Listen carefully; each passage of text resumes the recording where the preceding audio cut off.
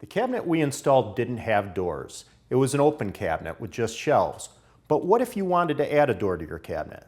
Let's explore that process. So most of the cabinetry in the house is inset framed cabinetry. So the doors actually set into a face frame, just like this. And sometimes this is called flush cabinetry, where the door is set into the frame and we've got a little gap that goes all the way around. Well, the door itself doesn't have a clue whether it's an inset door, an overlaid door. It just knows that it's a door. So if we change the dimensions of the door or the dimensions of the frame, we can get, in this case, a partial overlay or a half overlay door where we don't see the actual gap between the door and the frame, and we still see some of the framework. Another type of cabinetry that we haven't looked at is European style or frameless cabinetry, which today is often referred to as full access cabinetry. In the case of the European cabinetry, there's no frame. We're using thick panels here, and our doors will cover the entire cabinet. So you don't see anything except door next to door next to door. All right? When you're designing or drawing your cabinetry project, you actually want to think about what overlay you're looking for in that project. What's the desired appearance that you're shooting for? And have that in mind, as well as have the hardware selected before you get into the design process. A really traditional door is a cope and stick door, which not only creates a profile on the inner edge of the door, but it also creates the joinery at the same time. And we're going to make one at the router table. We're going to use a coping bit in order to create the recess at the end of the piece, which is going to match into our profile, which is going to be on the inner edges of all our pieces.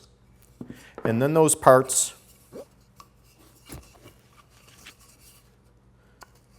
they'll just fit together, making not only the joinery, but a corner that looks like it was mitered together.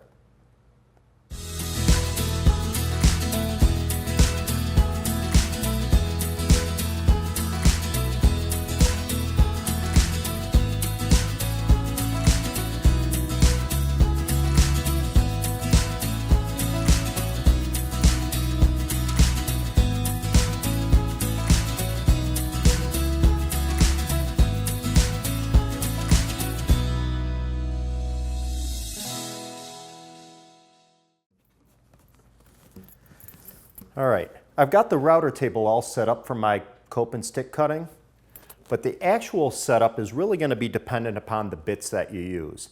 And most router bit manufacturers have resources to guide you through that process.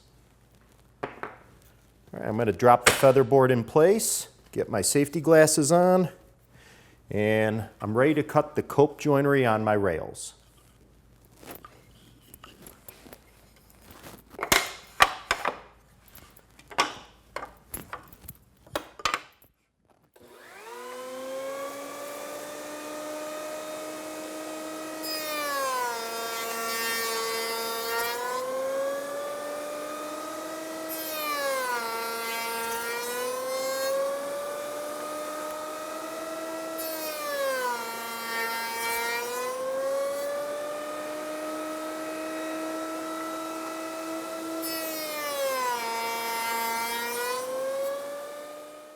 With all of my coping done, I'm going to unplug the router, switch over to the profile bit, and I'm going to route the profile on the inner edges of all 4 door pieces.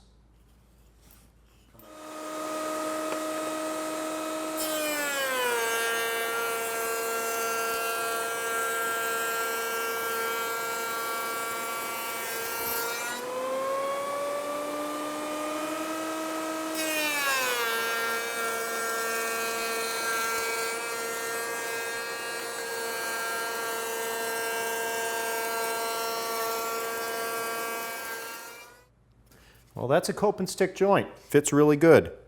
Now I'll just run the other 2 pieces, and then we'll talk about a door panel. And there's a cope and stick flat panel door. This is paint grade, so the panel that I have in here is a piece of MDF. It takes paint really good. So does the poplar frame. If you wanted to do something a little fancier, let's say a raised panel door, you could make the raised panel on the router table as well.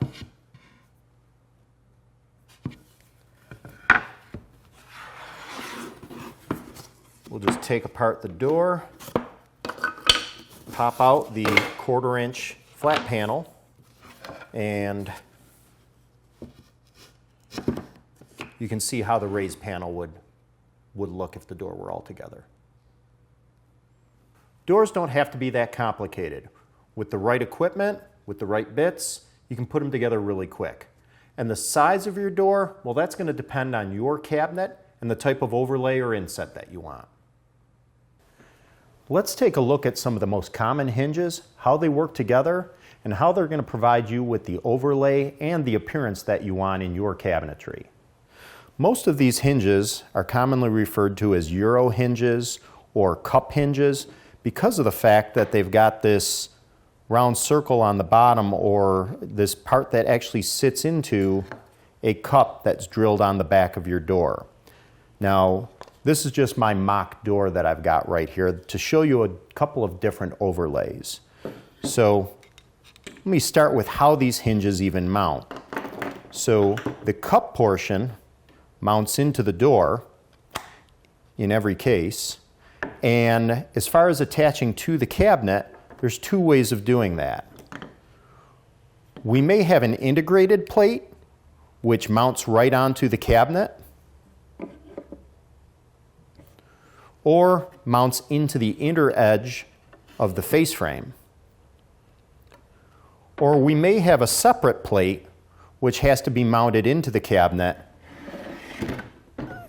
to accept the hinge. So in the latter, that hinge just clips right to the plate, and then this portion of the hinge fits into the hole or the bore on the back of the door. And this hinge actually is going to provide about 1/2 inch overlay. That's what we've got right here.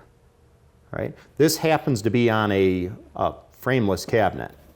But if I want the same type of overlay, I could move to the 1/2 inch overlay hinge that mounts on my face frame, and that gives me the same amount of overlay. So whether you're working with frameless cabinets or face frame cabinets, just switching hinges between different plates can provide you with different overlays.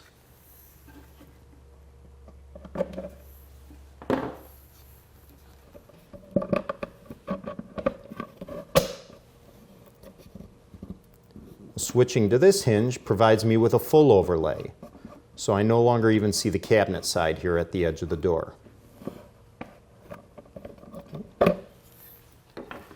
Most of this hardware has one thing in common. It's all designed for a European style of cabinetry that in industry we commonly refer to as 32mm cabinets.